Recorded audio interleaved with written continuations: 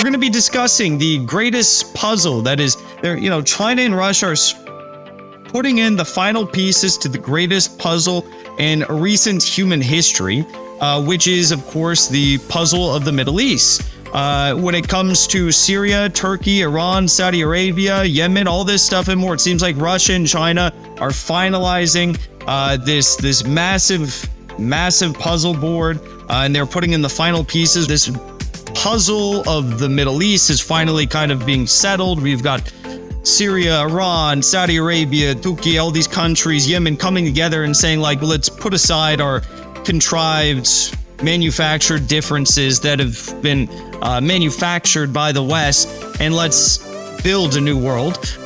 All right, yes. So this week marks the 20th anniversary of a very infamous date in not only American history, but in global history. That is the 20th anniversary after the invasion of Iraq, okay? Also on this 20th anniversary of the invasion of Iraq, we see this news right here that I thought I should share with all of you in light of some of these stories we have today. Americans' view on the Iraq war is now that it was a mistake. It's clear that this was a mistake. Now, I would go even further. I'd say that by having this sort of phrasing in the poll, it was a mistake. It was a mistake. That's the Obama legacy, right? Because he's the guy that came out and he said, look, Iraq was a mistake. Iraq was a strategic mistake. It was a blunder. It was not a lie that got us into the Iraq war that, resulted in 1 million Iraqis, 1 million plus Iraqis dying. It was a mistake, my fellow Americans. And it's like, no, this was a mistake. You can't call it a mistake. This was a lie. Many lies, actually, not just one lie, many lies. Cover-ups of the work also of Scott Ritter, someone we had on the show, the UN weapons inspector, who exposed the fact there are no WMD in Iraq, no baby incubators, no, none of this. None of this. Saddam Hussein, bad guy, maybe, yeah, but not the type of bad guy that they told you he was. Wasn't the number one evil, not the number one evil terrorist in the world. That's the United States government. That's George Bush. I mean, if you want to quantify this by how much blood is on one man's hand, I mean, George Bush obviously takes the cake. I wouldn't frame it as a mistake. I'd frame it as illegal lies for a for-profit war. The truth of the matter is that the American public is changing their views on all of this, okay? And people are waking up, even people in the, top positions of media elite and power are beginning to wake up to this. Take a look at this clip right here. Like, I've spent my whole life in the media. My dad was in the media. Like, that is a big part of the revelation that's changed my life, is the media are part of the control apparatus. Like, there's no, yeah, I know, because you're younger and smarter and you're like, yeah. But what if you're me and you spent your whole life in that world, and to look around and all of a sudden you're like, oh, wow. Not only are they part of the problem, but I spent most of my life being part of the problem, defending the Iraq war. Like, I actually did that. Can you imagine if you did that? What do you think? What is one of your biggest regrets in your career? Well, defending the Iraq war. That is it? Well, I've had a million regrets, not being more skeptical, calling people names when I should have listened to what they were saying. Look, when someone makes a claim, there's only one question that's important at the very beginning, which is the claim true or not? So I say, you committed murder, or you rigged the last election. Before you attack me as a crazy person for saying that, maybe you should explain whether you did it or not. You know what I mean? Yeah. And for too long, I participated in the culture where I was like, anyone who thinks outside these pre-prescribed lanes is crazy, is a conspiracy theorist. And I just really regret that. I'm ashamed that I did that. And partly it was age, partly it was the world that I grew up in. So when you look at me and you're like, yeah, of course they're part of the means of control, I'm like, that's obvious to you because you're 28, but I just didn't see it at all. And I'm ashamed of it. Isn't that what the media tries to do, though? It's their only purpose. Right. They're not here to inform you. Really? Even on the big things that really matter, like the economy and war and COVID and like things that really matter that will affect you. No, their job is not to inform you. They are working for the small group of people who actually run the world. They're their servants. They're their Praetorian Guard. And we should treat them with maximum contempt because they have earned it.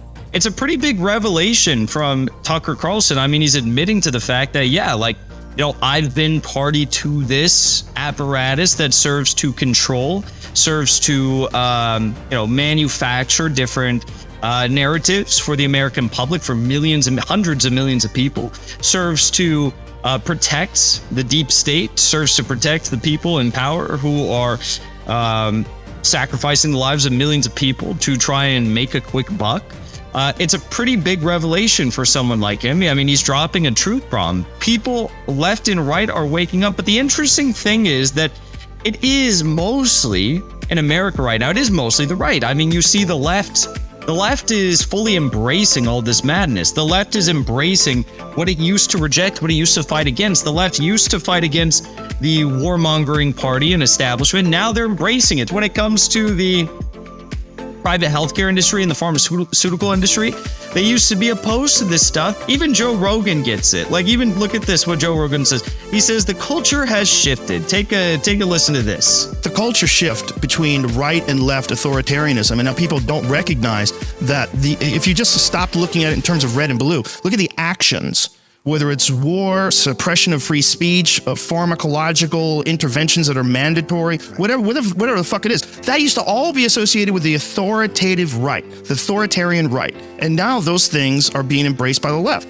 And I just think it's just an ideology thing. And I think we get confused and we think we're on the right side. We're on the right side. And if it's our side that's saying this, for sure it's the right thing to do. And no one's critically thinking about this. There it is. So the right and the left completely shifted. A huge culture shift. Joe Rogan gets it. Tucker Carlson gets it. My question is, I guess, like, when will the left wake up? When will they wake up that they were duped? It's not about these sides. Like, the right was duped, then they woke up. The left is duped now. When will they wake up? When will we all just come together and understand that, like, the people in the elite, Rachel Maddow, MSNBC, CNN, they lied to us. Joe Biden, they lied to us. Like, these people all lie to us. When will they wake up? This is the news. ICC issues arrest warrant for Vladimir Putin, the president of Russia. Okay? Russia is one of the many countries that do not recognize the Hague-based institution. The pretrial chamber of the International Criminal Court issued warrants on Friday for the arrest of Russian President Vladimir Putin and Maria Lvova-Belova, the Presidential Commissioner for Children's Rights. The Hague-based tribunal is not recognized by Moscow. The reason why they did this is because they claim that Putin is like putting children, like abducting children or something like that, because their country is helping children get out of Ukraine and the Donbass and these war-torn areas and these war zones, and bringing them into Russia to help them stay safe and keep them out of the zone of fire.